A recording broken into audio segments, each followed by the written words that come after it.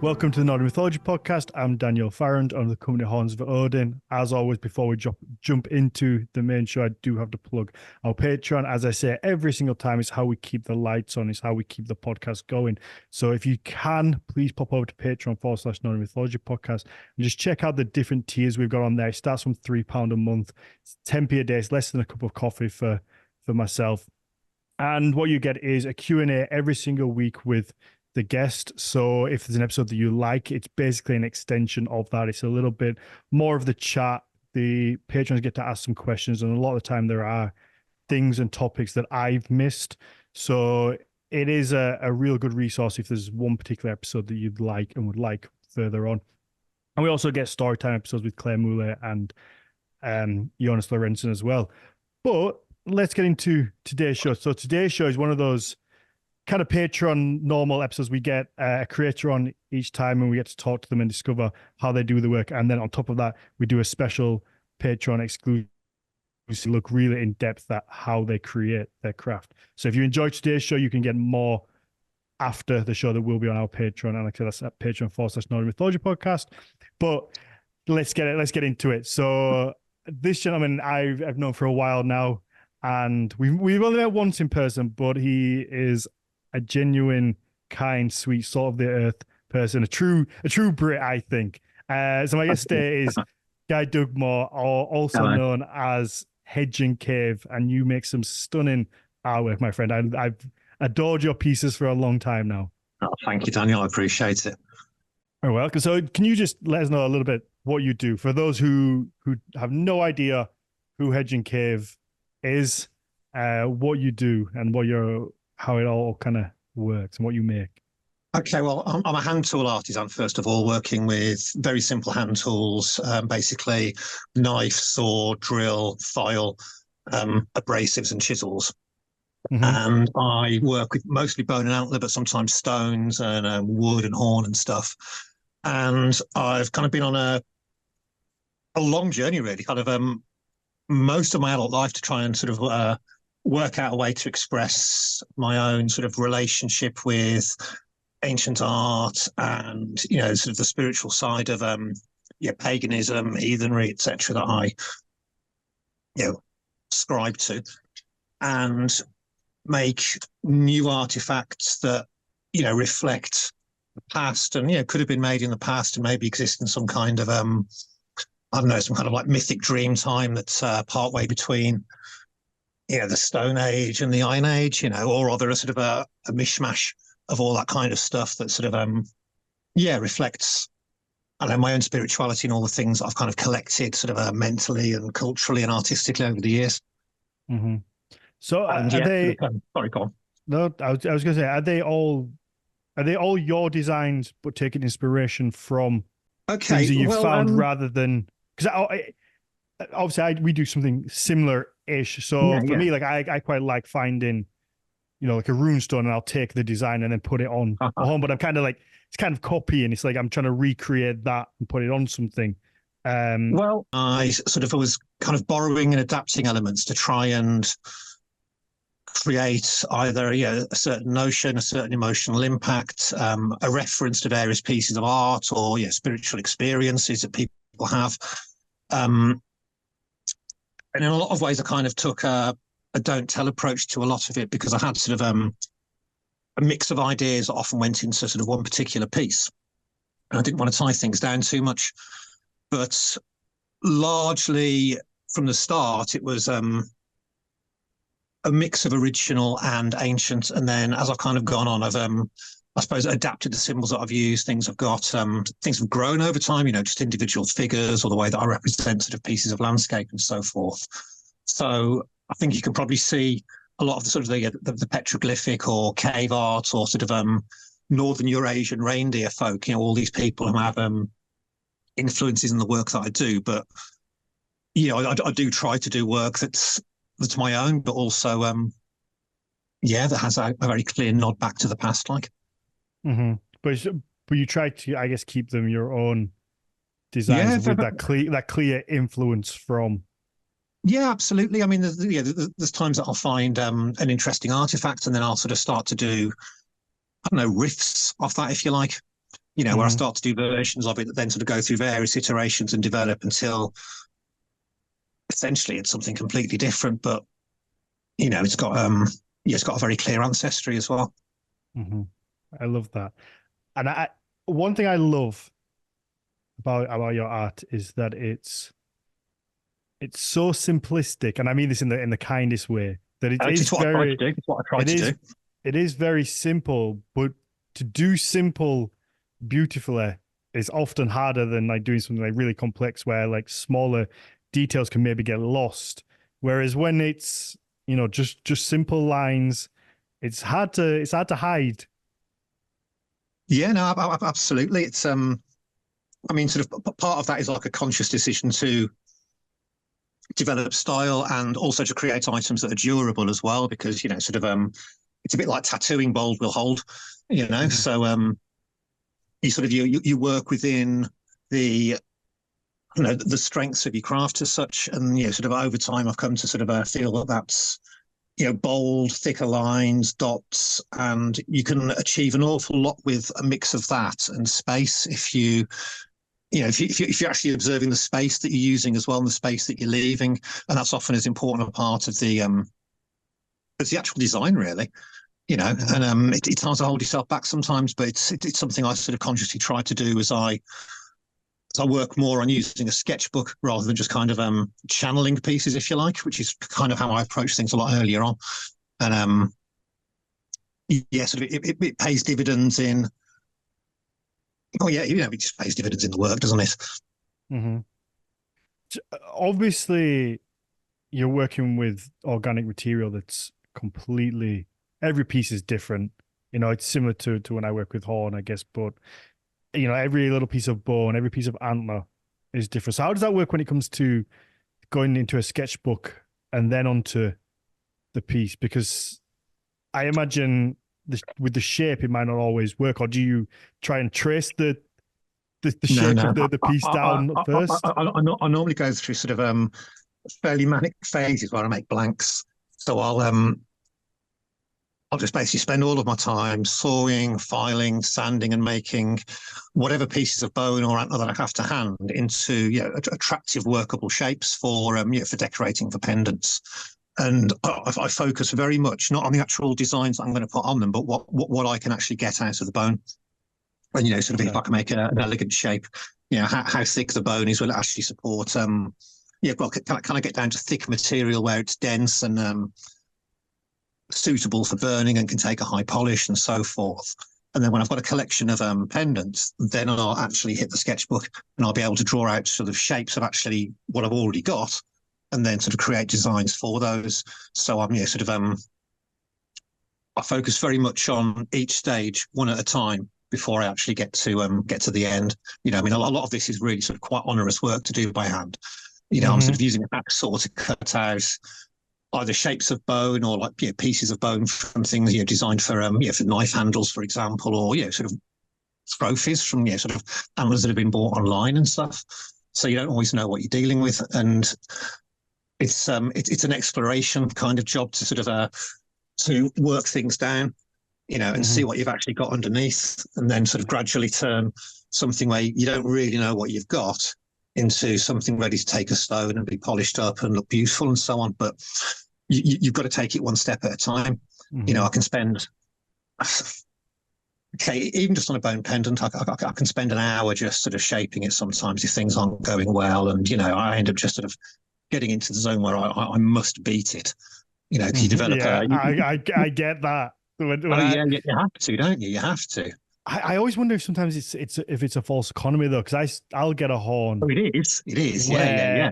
I'll have a horn where because if anybody that doesn't know horn comes in it tends to be lead. It can be where I've worked a few horns, but I know you get all these big splits and chasms and stuff, don't you? You get splits in it. So sometimes you'll be sanding it and there'll be like a little split where the different layers separate, and you've got to kind of like try and sand it down to where that split stops and kind of peel it off. But you don't know, sometimes, do you? You don't know. Sometimes you're chasing it and chasing it and chasing it, and it becomes this competition with yourself of like, well, I've started this, I've got to get in. So I imagine business-wise, it's probably better. There's probably something to be said about just going, okay, I've got to abandon this now. The time isn't worth it. But there's also that feeling of like accomplishment of like, oh no, I've got to work this. I don't want to waste anything. I want to get there. I want to use it. Yeah, I mean, it's something I encounter a lot, especially when making pendants, because I'll often sort of sand and file something down, then there'll be an air pocket or a little bubble in some bone or antler that will appear, or a tiny little chasm. And it's not such a big deal, but it's in the middle of the pendant. It'll be over where I burn. It'll result in a disruption to the line that I'm creating. It'll annoy me later. I'll end up not liking the pendant. I'll probably lose faith in it half the way through I'm burning it. And it'll have all of these, like, sort of like ridiculous artistic sort of like mentality kind of consequences that tumble away from that. So yeah, sometimes you have to remember, just like, in fact, go back a step, forget about sanding it out, get the file out and just attack that thing, but yeah, from a business point of view, it's not great, but I try to approach everything in a way as an amateur. Yeah. Okay, and that's kind of a big part of what I do and how I do it. That's why I'm sort of like still working at sort of at home on the back step and in the garage.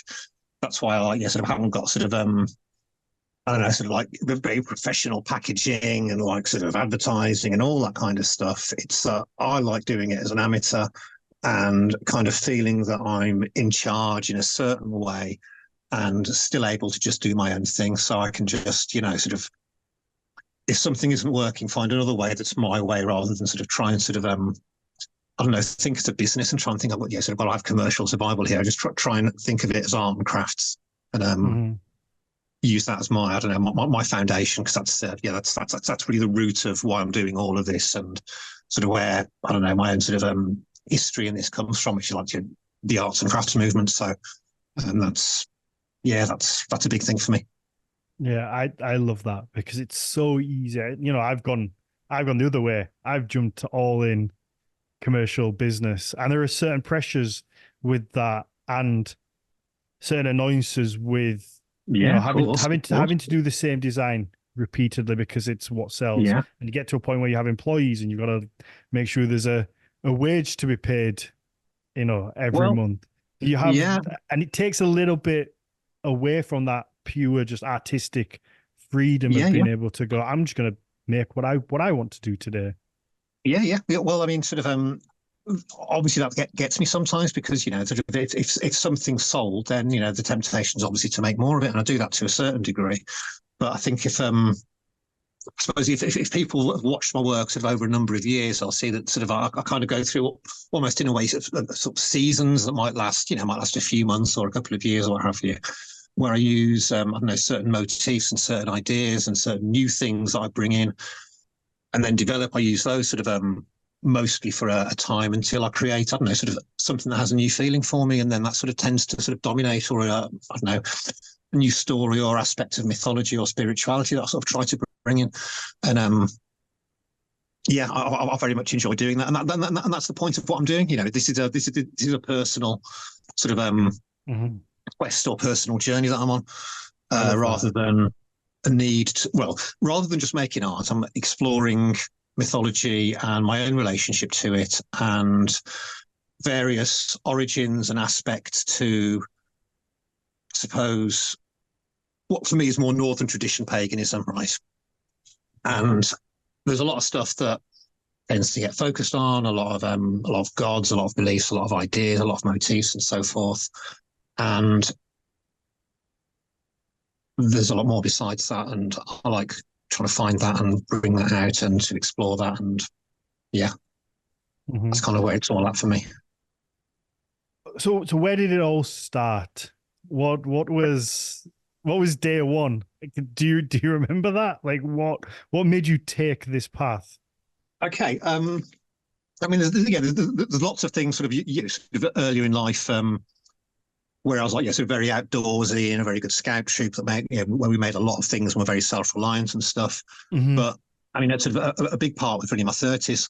And I've been studying archaeology and then working in Manchester during my, I don't know, late 20s and sort of, it'd been the chaos of the 90s, which was like, a hilarious train wreck, which we won't go into. But sort of in my 30s, I started working for Steiner College, like a Steiner Waldorf College, if you know that sort of whole educational system and so forth. I So based don't. around, okay, it's like a sort of a left field private sort of education Okay. system of schools and colleges, based around the teachings of Rudolf Steiner, who was this 19th century Austrian mystic and seer who started this whole sort of movement to do with education and organics and spiritual science and all manner of like mad stuff. Like the guy literally thought he was a seer and was in touch with the Akashic record, which is the record of all of the souls of humanity and their knowledge and stuff. He had loads of followers all over Europe. And they run a bunch of schools, which sounds like a hilariously awful option, but like they're basically this bunch of like really nice Christian hippies, and it's and yeah, I'd kind of heard of them, but didn't know a lot about them.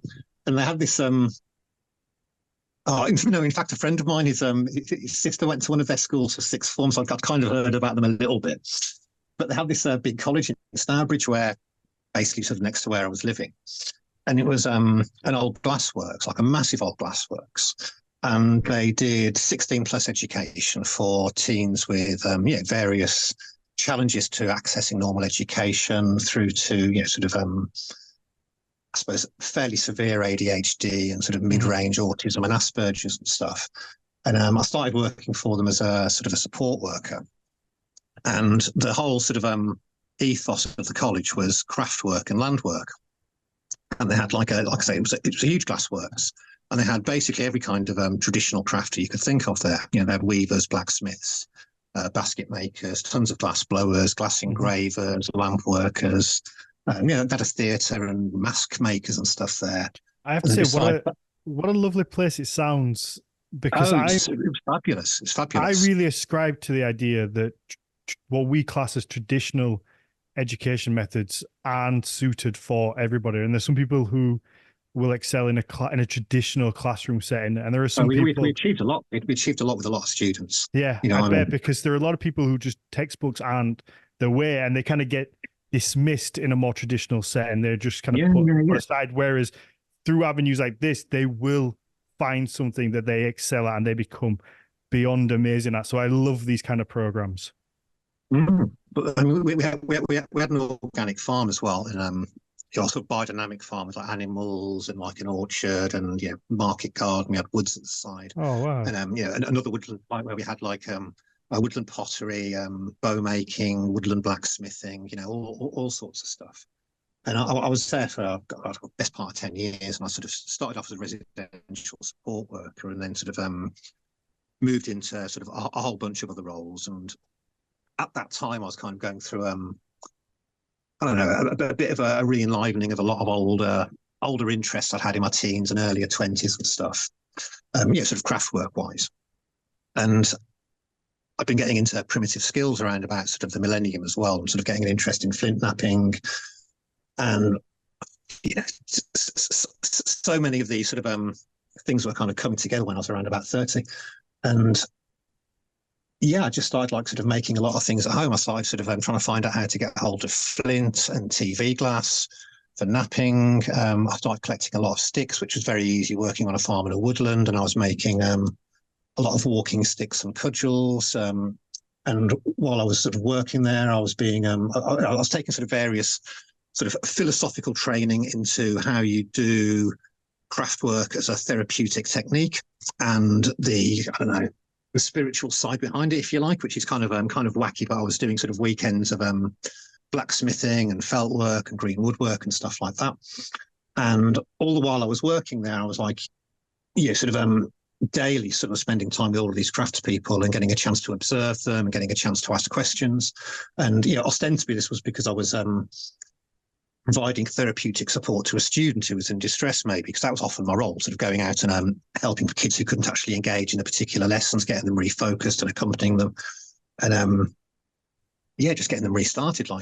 But I learned a ridiculous amount there, and like I was on the college management team by the time I left, and I was teaching students how to do making flint spears and setting them in sticks with pine glue and sinew and stuff. We had like our students doing bow drill with like pieces of mushroom and stuff and getting fires, and it was like, it's absolutely phenomenal. Mm-hmm. But I think everybody thinks it's easy to start a fire with a bow drill until they it's have to difficult to start a fire. Yeah, it's so difficult tough. But I mean, one of the things about sort of these kind of crafts is they bring people out of themselves in a way that you wouldn't often expect. So Yeah.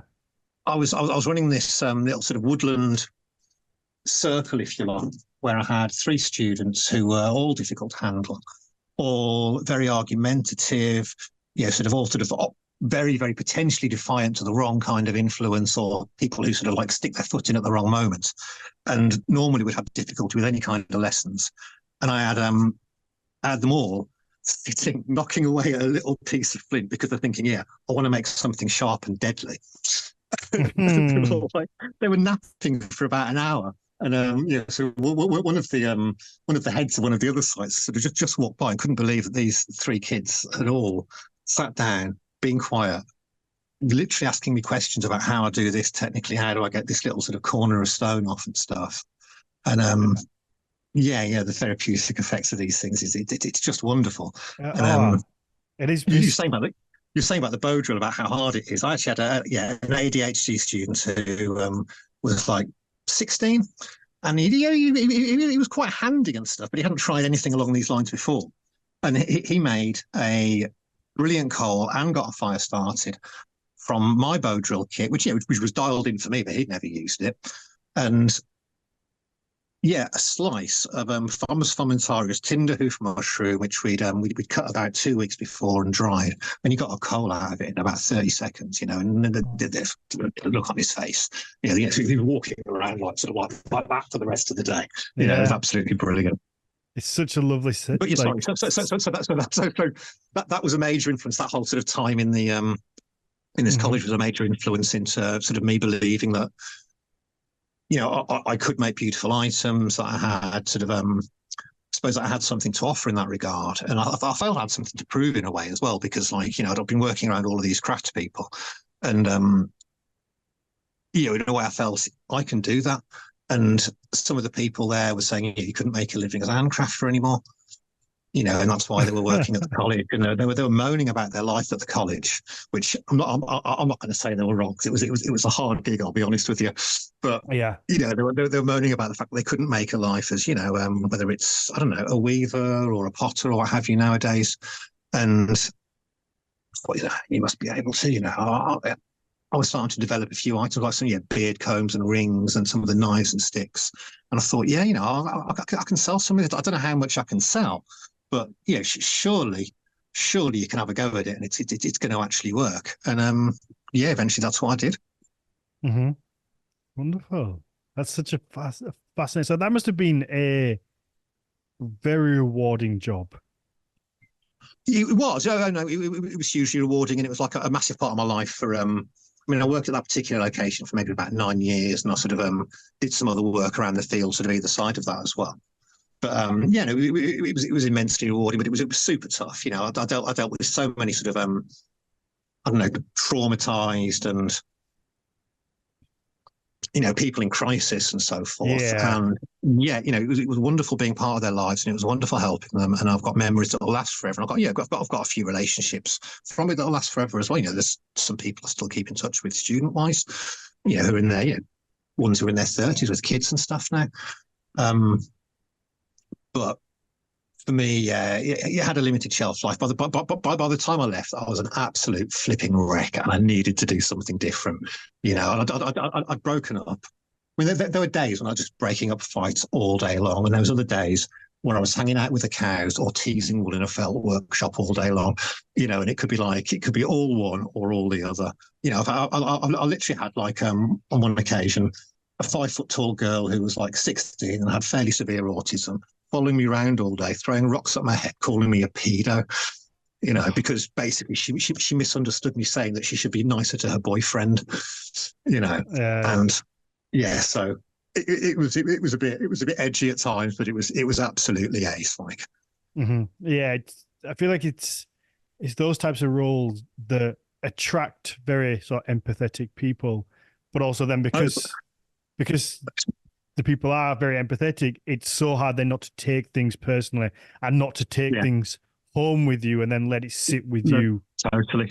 I mean, it's funny because when I first went there, I mean, as you can imagine, they got like, they got a woodland and a organic farm, and they teach bow making and iron working and stuff.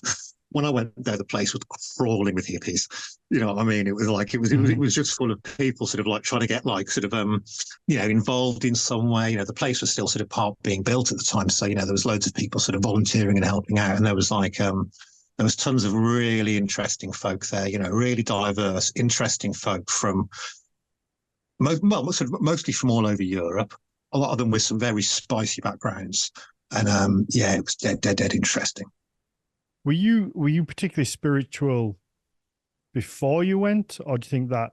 I didn't believe in any of it. I didn't believe in any of the stuff they believed. I mean, I knew a lot about it because I don't know, my own history and sort of paganism and the occult and so forth, and this whole sort of Steiner thing is linked to the as its origins in the Theosophical Society and Madame Blavatsky, if you've heard of her. Yeah. So I knew a fair bit about it, and a lot of my interests in sort of mythology, psychology, history, and sort of various of the interesting figures of history, and I don't know, in pseudo history played into that. But I don't ascribe to anthroposophy, which is the whole Steiner thing. I don't ascribe to it at all. I think it's a load of very interesting, often very helpful, basic nonsense, like absolute garbage, like. Mm-hmm. But spiritual wise, I've regarded myself as a pagan since I was probably about, I don't know, maybe about 11, 13-ish.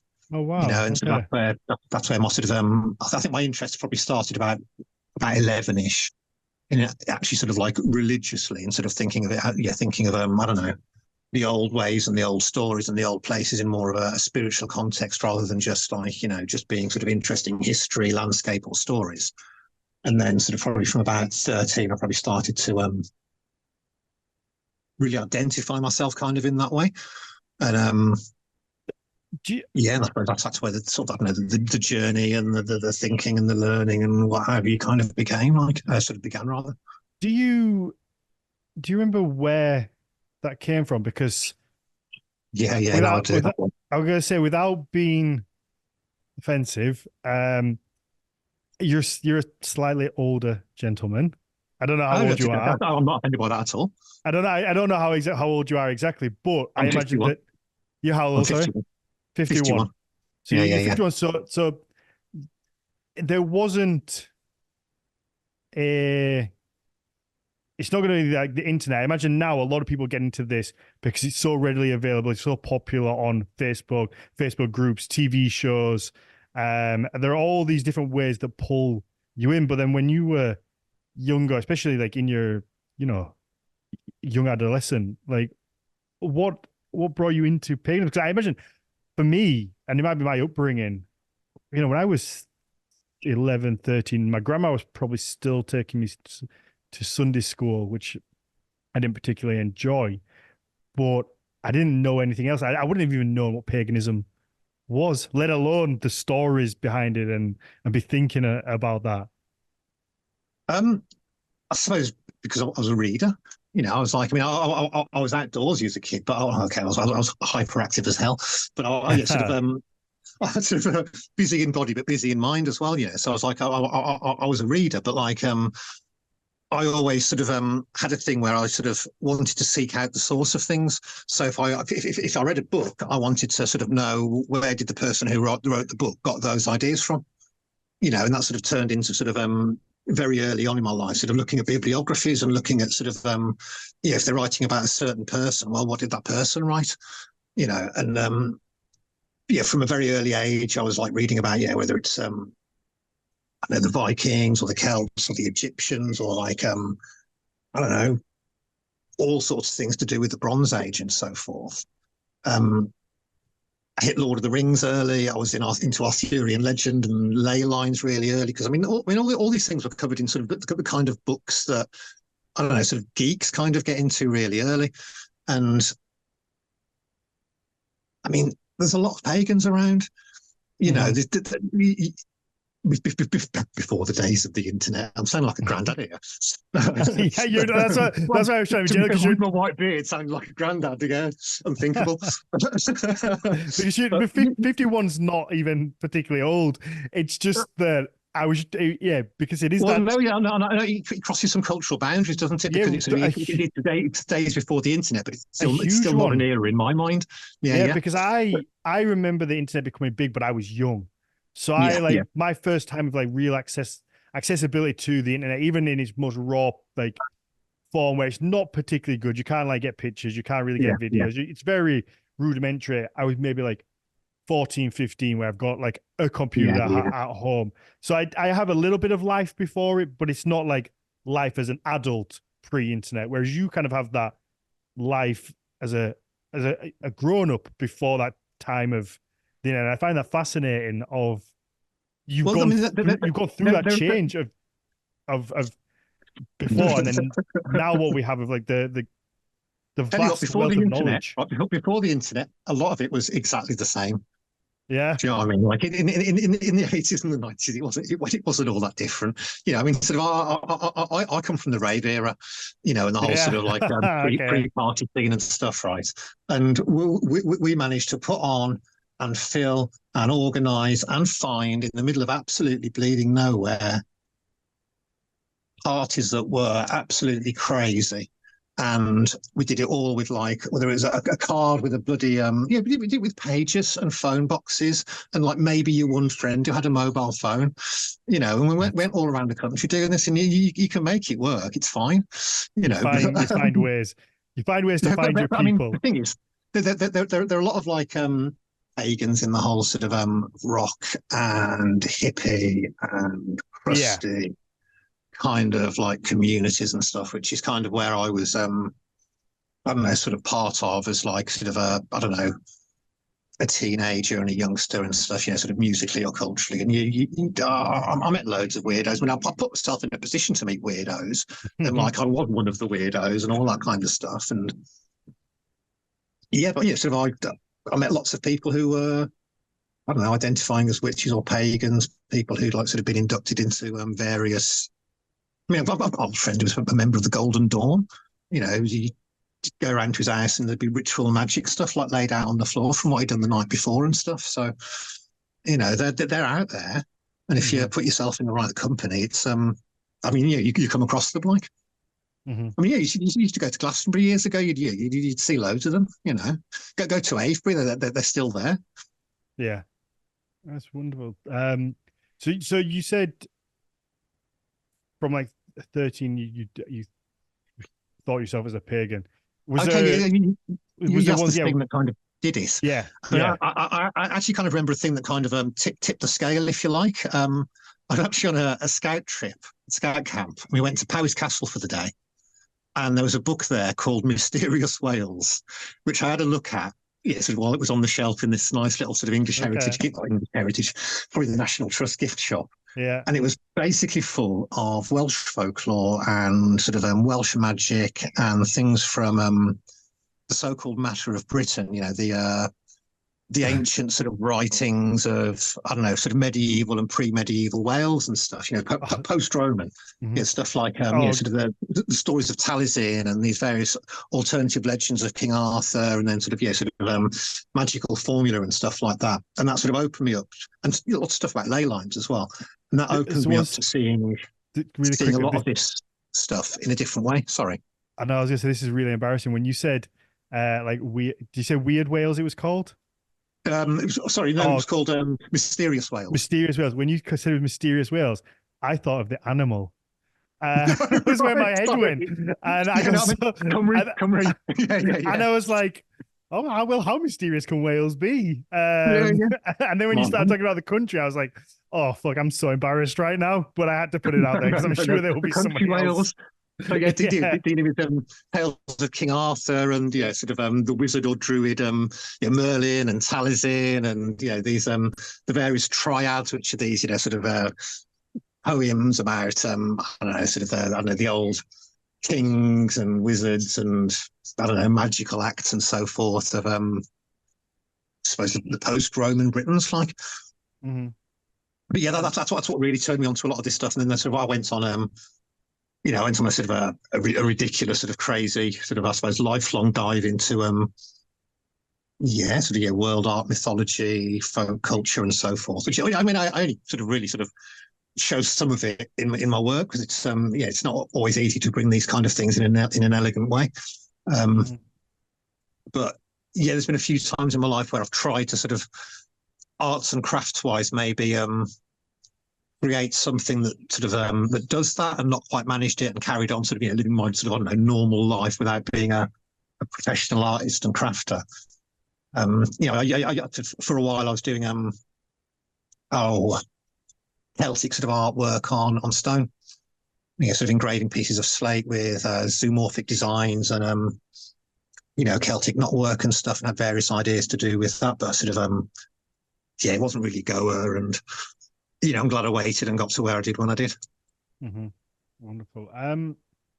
If I can ask, obviously you don't have to answer, but what does paganism look like for you? And I guess, and how do you then channel that into your work? Obviously, it's quite a personal question. No, that's okay. Okay, I mean, I'm not sort of, I don't regard myself as a pious person, and I think probably like a lot of people, I regard myself as fairly rational. But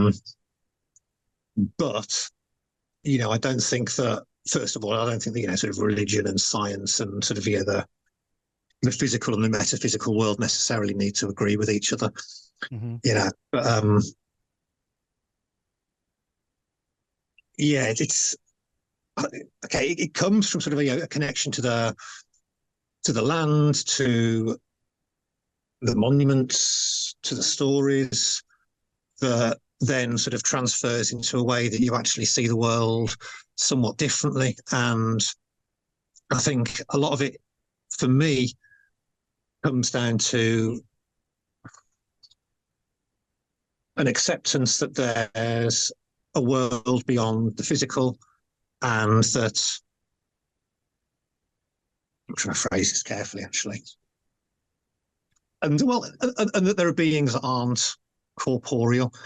So I believe in spirits. I believe in elementals. I believe in the gods. I mean, I don't just believe in one of the gods. I believe that they're all real. But then, is that just Nordic pantheon, no, or then also in general? I know, essentially all of them. I mean, okay, so we're going to sort of like get into sort of mythological and theological kind of shower thoughts here, really. But I try to approach the question of sort of religion and the gods in a reasonably logical way, but also you have to be sort of careful of the language that you use. So when you talk about something being real, a lot of people will think that means that it's something physical that can be brought to them, that they can touch, and that the notion of existence is, again, a physical being that they can noticeably interact with at a time of their choice, that they know the location of. And I don't believe that that's the case. I believe that a god can exist and be a number of different things to different people. I'm not sort of a dogmatic person in the way that I view religion at all. But sort of religion and paganism, by extension, I think, is a way that we answer all sorts of questions and deal with philosophy in a way that existed in a world before we had a definition of philosophy and science. So there's the way that we deal with our relationship with the world, our relationship with death and tragedy, and provides us, sort of templates and role models, if you like, that we can use to deal with certain situations that we might encounter in our life. So I mean, for example, my idea of Odin is that he's the leader who will do anything in difficult times. He's the man who he's got, or he will work out with his cunning, the plan and the ultimate path that will take us to the place that we need to be. And obviously it might not be particularly pleasant along the way, but unfortunately that's life sometimes. And, your alternative might well have been far, far worse. But we have that we have that manifest itself in all sorts of ways in reality, because I think a lot of people hide from uncomfortable truths, Yeah, and yeah, yeah. I think there are a lot of things that governments do, and particularly probably like on a military scale. Um, I think there are a lot of things that governments do that people really would not be comfortable with, but they have to be done to kind of keep a certain level of security and Yeah, levelness yeah, yeah. across the board. And And to achieve their individual aims, whether you agree or not. yeah, Absolutely. Yeah, and yeah, yeah. I think there's a lot of things that people benefit from a certain level of security and comfortability because these things are done, but they don't want to ever look at it and accept it because it's easier to just go, "Oh Uh-huh. no, it's not done." And it's like we live in we live in a world when everything isn't perfect all the time, and sometimes really shitty things have to happen to benefit something else further down the line. And I remember the first time I ever really was confronted with this, and I'm not saying I ascribe to this notion, but it's one that somebody put forward to me, was about one of the bombs in Hiroshima. And Hmm. obviously they are abhorrent um sort of events that so many people lost their lives. But I remember having a discussion with someone in a very kind of open conversation, and he was saying how if they hadn't have been dropped, the likelihood there would have been so many more people who would have died, because the Japanese just had no the mentality at the time, or probably still is, a very proud group of people who would never surrender, would never quit, would fight to the Yeah, last yeah, yeah. person. I know, I know. So That's the argument, and you can see you can see that there's probably something in there. I mean, it's obviously it's such a A Japanese horrible. person would probably argue differently, I imagine. But I you imagine know, so. But you get it yeah, also but in a from our context. side of the war, yeah, definitely, you can see that from our side of the war. You can see that, can't you? You get it in a different context in, let's say, big game hunting. Now, I hate big game hunting. I think it's foul. You know, you have these animals that are beautiful, but you also have a situation where you have somebody who is wealthy enough, and I really disagree with them doing this. They'll pay £50,000 to, let's say, shoot a lion. Now, I would never do that. I think it's a horrible thing to do. But now that £50,000 in a lot of cases goes into conservation for then looking after a lot of other animals. And the argument is that you're never going to get, say, somebody like me that loves animals that's going to pay £50,000 to go and look at a lion.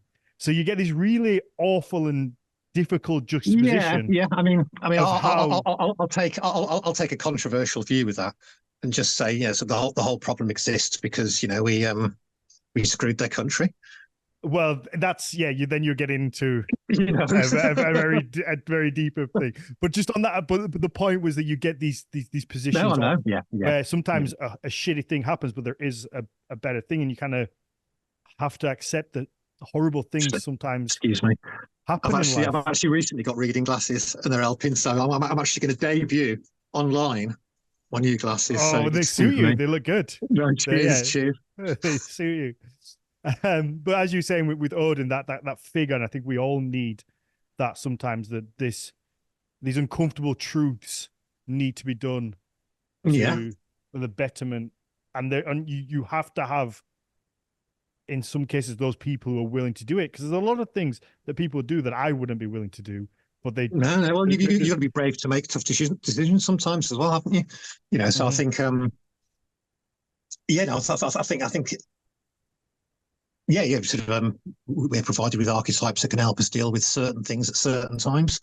Um, so I've kind of lost the thread of where I was at there. But yeah, I suppose in practice for me, I don't know, in a way, I find certain aspects of practice of paganism difficult. So, I mean, earlier in my life, this goes back to what you're asking about before the internet, actually. I found it hard to meet, I suppose, like-minded kindred of people.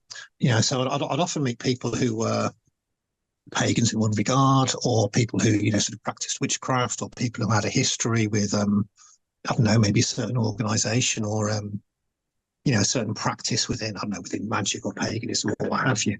But actually finding people who believe the same thing as me, broadly speaking, or people who I actually found interesting, or I don't know, sort of people who I found sort of, I don't know, enriching or educational in some way, that actually sort of had similar beliefs to me. A lot more difficult. And when I was trying to sort of, the few times I actually tried to sort of meet a group of like-minded pagans, I didn't find people who sort of I agreed with, and a lot of it, say, in the late 80s and early 90s, it tended more towards this flowery Avalon kind of attitude to things, which, fair enough, believe what you want to believe and, have your own path and stuff. But that's not sort of my style of thing. It was all a little bit sort of, I don't know, stripy tights and frilly skirt kind of thing, And they don't suit me. So that's kind of also the beauty in paganism, I think, because there is no dogma, there's no text. It allows people to make it a very personal kind of faith. You can like with you, you can adopt Odin to be this figure to you, and I think that's such a beautiful thing that everyone can kind of have their own little flavor based around this same type, the same like group. Well, of I mean, gods. for me, Odin's many things as well, but yeah. But then it also then makes it really difficult when you want to meet other people, because it's like, oh, but to me, Odin is, let's say Odin keeps down the topic of Odin is this, and then to them it might be Odin is this, and then you kind of like you like the same things but don't, and they don't mesh quite together. So, whereas with Christianity, example, it's very. I mean, one of the things I think I kind of miss out on in a way is the seasonality and the festival aspect of it to a certain degree.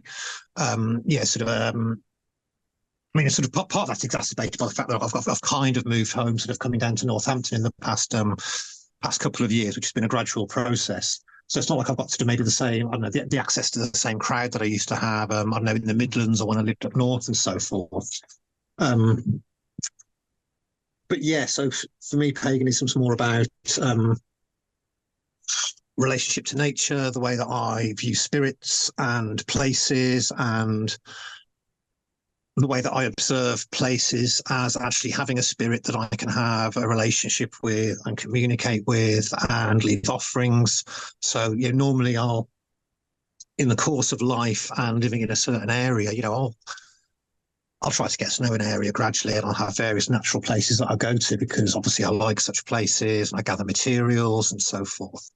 So I'll often spend time in a place, and I'll often do a certain amount of work in a place, do a little bit of carving, a little bit of sketching and so forth, which tends to mean that I lose myself in the place, which again then sort of tends to lead to me, believing that I have, I don't know, a relationship, a communication with whatever's, with whatever's dwelling there and so forth, which is often sort of manifested through little encounters with animals, because I'm a bit of an animal whisperer. And I was going to ask that because a lot of your artwork does feature little animals in it, and that's also one of those things that draws me to it, because I'm a huge animal lover. Well, I'm quite good at attracting things like cats and rabbits and horses and sort of rodents and birds and sort of little bugs and stuff like that. And so I'll often sort of attract woodland or garden friends. Yeah. I think that's often part of the fact that you're doing something quite focused, that you're not showing attention to animals, that you're sort of just being there, that you're part of it, and that sort of that they can tell that you're aware of them. And, often you end up having like a little conversation with them, looking up at them, and, maybe it's all in your head, but I don't think it is. And you end up having a relationship with these creatures, and then, I don't know, it's not too much of a distance from there to having, I don't know, relationships with like various trees and rocks and thinking of them as people and having little, I don't know, friendly little conversation and greet them when you come to the place. And then, you're leaving offerings and... It's very animistic then. Well, you're doing paganism rather than thinking about paganism, aren't you? You're just sort of, you're just connecting with the life and the world around you and seeing it in a non-purely human kind of a way, where we're a separate species and so forth. So, and I bet this conversation is probably maybe a little bit unusual to those who grow up in more like concrete jungle type areas. Because for me, I'm from Yorkshire. It's stunning around here. We can get out in nature. I love being out with Rocco and hiking. And there is this when you're, especially when you find yourself alone, there's this just feeling of, oh, I'm alone, but I'm not alone, and maybe there is something here, and there's you can kind of talk with things, and whether it's just like airing your own thoughts or whatever it is, there is something to it. And until you kind of go out and kind of do it, you don't maybe realize or appreciate it. So I think for anybody who listens to this, if you ever can, just to even just because it is sometimes I think quite scary to go for a walk on your own. Not everybody wants to do it for the first time, to just kind of go, okay, I'm going to go hike somewhere on my It can own. feel Or weird. It can feel weird to break the patterns of yeah, sort of urban modern life, can't it? And those like I don't know those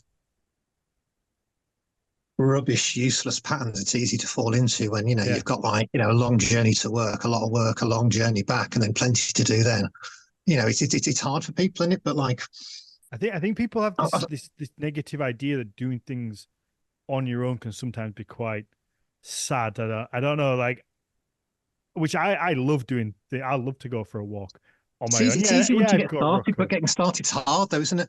Yeah, I think I mean, a lot of people think you have to go with someone or you have yeah. to have company, and it's like no, you can. I've had the best times on my own. Or usually when I get lost, or maybe not lost, because I'll always like with modern technology, I always like GPS like a pin, so I know how to get back. But I'll just be out, and I won't really know where I'm going, and I'll just be like, I'm going to go down here. I'm going to go down here, and then I'll end up somewhere, and I'm like, this is brilliant. Yeah, yeah.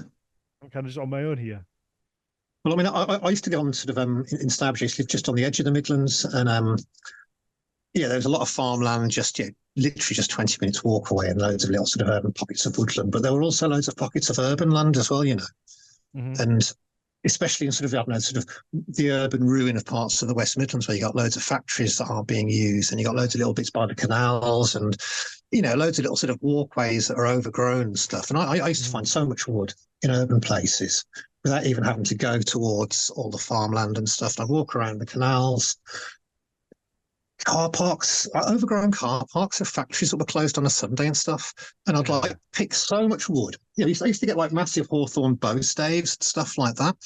And in the end, I was actually proud of like walking down like some street in the Black Country, looking like a twerp to most people, standing there, they'd be standing there in their tracksuits, like, and I'd be sort of walking down with like literally an armful of like wood, sort of Yeah. like 7 or 8 big branches and stuff, and a saw in my hand, like, cuts all over my face, covered in grime and stuff. And like, I'd be delighted that I was walking home with all of my treasure. Couldn't wait to sort of start working on it. And that Yeah. you get used to it quickly, and you get proud of doing something different after a while, don't you? Mhm. Wear it as a badge of honor. You do, yeah. And you'll Yeah, yeah. find you'll find a lot of people have this fear of ridicule, but for the most part, people are just intrigued. So yeah, if it's Yeah, something yeah, different, yeah, they yeah. might look at you and be like, what's he doing? But then if they had the courage, so sometimes people would ask, and then when you start talking, you'll find that they're actually just really interested, and Oh, they'll it's easy to sit take and surprise listen. for ridicule when you feel like you stick out like a sore thumb, though, isn't it? But yeah, Well, people would normally think something's cool if you tell them, you know. hmm, yeah, Yeah, people if you tell do. somebody you're going to make a great big cudgel out of a piece of blackthorn and stick like a bone point in the end of it and make it into a war club, which is a lot of what I was doing before I started. I suppose started the shop. I was like sort of still doing the same I'm doing now, really. But yeah, tell people what you're making, and they'd normally go, "Wow, that sounds awesome." Hmm. Yeah, yeah, it is. So before we've done nearly an hour already. Oh, cool, cool, Um, cool. it flies by. It goes so Yeah, quick. no, it has. So how do you then channel? We've spoken a little bit like your beliefs and the spirituality behind it, and like I said, it is very like that animistic view. How does that Totally. then get pulled into your work? Okay. At first, I tried to think of like little moods or moments of potential ritual from from the ancient world or ancient art or what have you, and trying to depict that and trying to depict sort of elements from various stories. So, I mean, for example, some of the earliest pieces that I did were sort of a figure on one of the sort of the Nordic sunboats, sort of looking up at the sun. And I was just sort of trying to imagine, adoring the sun as part of one of these rituals. And it was sort of fairly similar to some of the jumping figure kind of motifs that you get on the various boats of the Nordic Bronze Age. And then I sort of started moving on to trying to depict various ideas that had to do with deer and the sun, which I've kind of returned to recently, dealing with this sort of mythology of the deer that caught the sun in its antlers and ran away starting winter.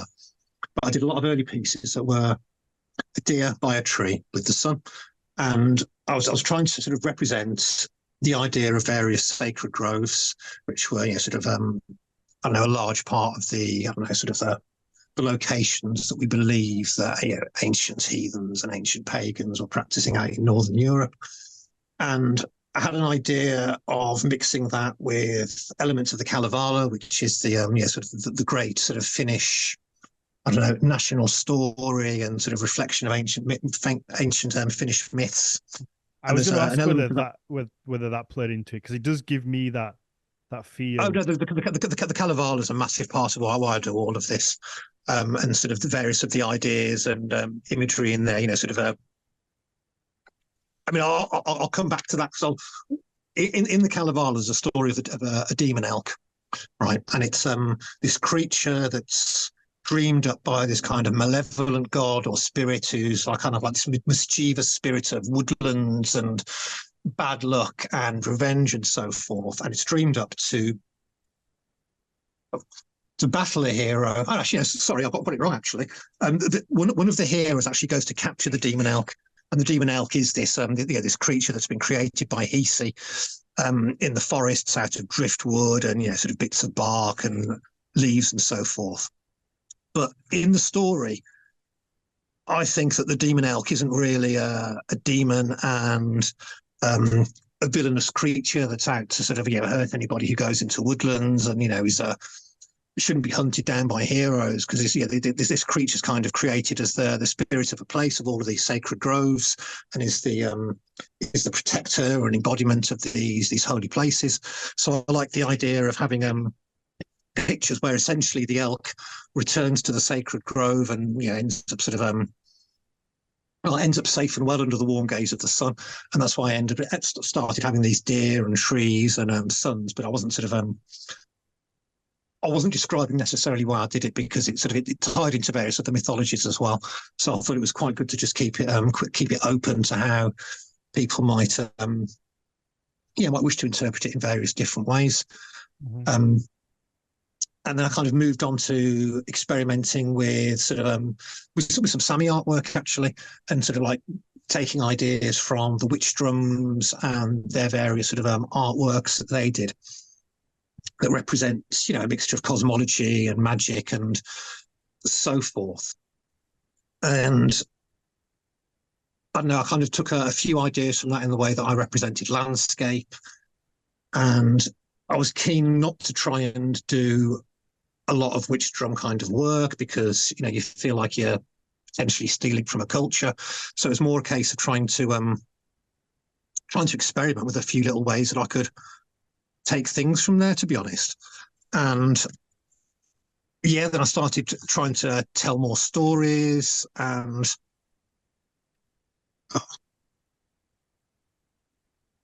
it's kind of difficult to wrap up all sort of I don't know, 8 years or what have you of the working one.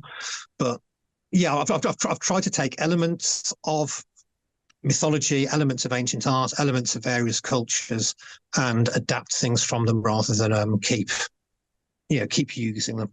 And so a lot of my influences, it's generally Northern Europe and cave art and stuff like that. Mm-hmm. So I've got kind of wandered there. I kind of thought what you were asking me, but that's all right. I was asking how you channel the spiritual side into into Oh the yeah, art? so trying to reflect spiritual experiences that we might have.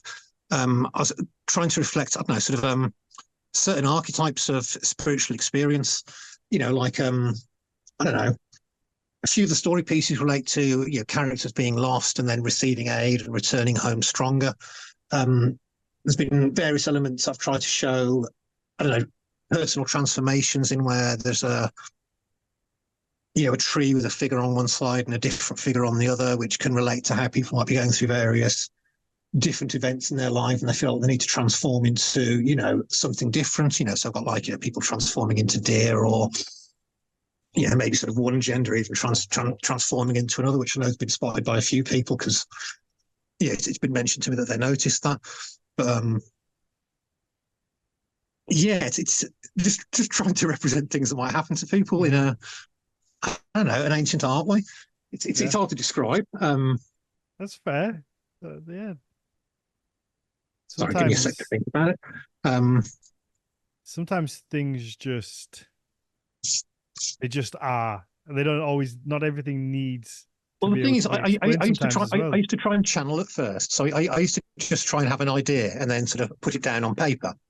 Whereas now I tend to sketch a lot more, and that tends to be that tends to lead to me working more with the placement of symbols and smaller details within the work. But it's enabled me maybe to try to find new ways to represent the gods, for example, sort of the Nordic gods, or ways that I don't know, I might see prototypes of various gods. So I'm quite obsessed with the Stone Age and with the origins of things in general, to be honest with you. But I'll often sort of imagine what Odin might have been, because, for example, we don't know much about the cult of Odin before the mid first millennium, do we? It kind of appears around about 400-500 AD, as far as I'm aware, and we don't know tons about what actually led into it. There's not an awful lot of finds. There's not a ton of stuff written that's been interpreted as relating to Odin from pre-Christian times, certainly. So where did this one-eyed sort of god of mysteries and rage and inspiration and death and leadership come from?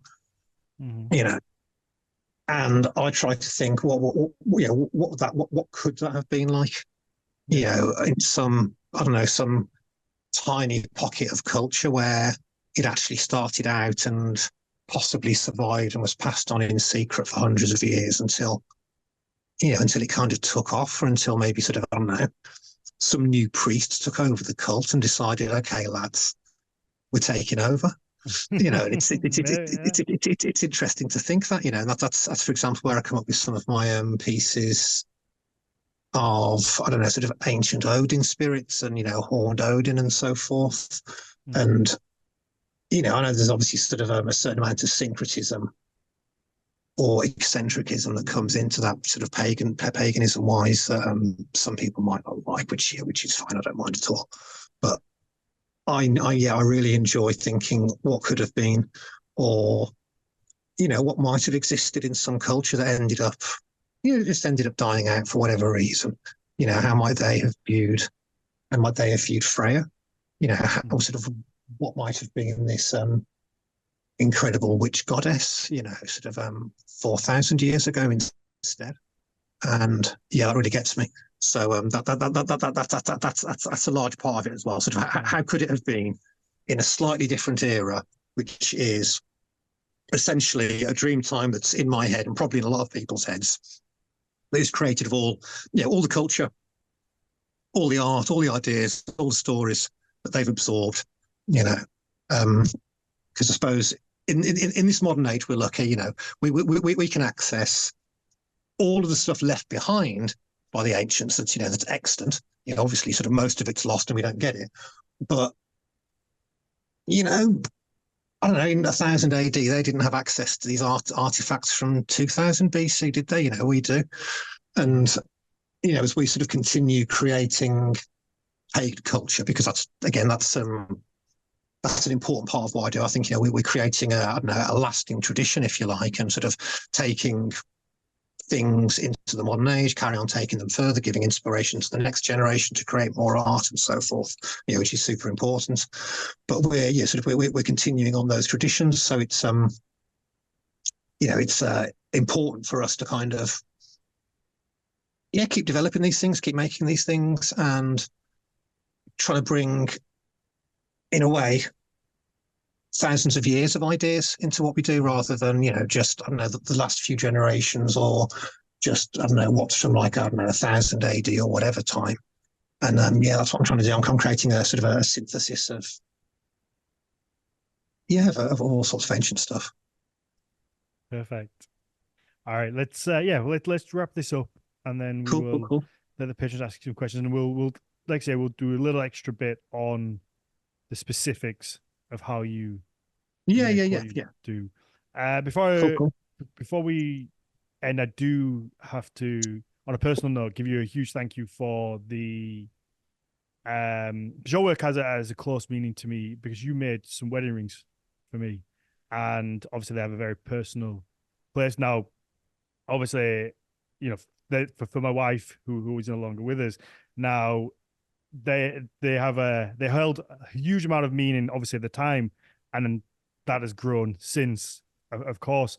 Now hers obviously went with her, and mine is still with me, and I cherish it very much. Yeah. And thank you. It's a nice, I wanted to kind of obviously say thank you for making those and putting your love and your effort into that, and this thing that is, it's grown, whatever it is that is now, like, in this ring, the energy, the care that you put into it, it's grown infinitely since. I'm honored. Thank you. And it means a lot, and I care for it, and it holds a very, very special place in my heart. Oh, thank you. That means a lot. No worries. Guy, thank you very much. Pleasure, mate. Pleasure. This has been fascinating. Do you want to let people know where they can find you, your work? Yeah, well, I mean, I'm okay. My business goes by the name of Hedge and Cave, and I'm reachable on Etsy and on Instagram every now and again, more or less. Yeah, so I post here, I post there. Sometimes I'm there a lot, sometimes I'm not. But my Etsy is always open. Perfect. For me, it's Daniel_Farrand1 or Horns of Odin, and the podcast across the board, Nordic Mythology podcast, whether it's YouTube or Instagram, Facebook. If you want to see the episodes, we record them all. They all go up in video format, and that's on YouTube. Hit the little subscribe button and the little bell so you get notified. But usually people will hold things up. They'll show items. So Guy held up some of his work earlier. So yeah, if you want that visual aspect, please go over and check that out. It does help us kind of grow on there as well. But yeah, let's wrap this up. And yeah, if you want to, if anybody wants to hear more of this and a little more about what Guy does and the specifics of how he makes the pieces he makes, then, like I say, pop over to our Patreon. It's on the lowest tier, so it's £3 a month, and you get the whole back catalogue of everyone that we've done before as well. So there's a bunch of material you can work your way through. So yeah, let's get into that.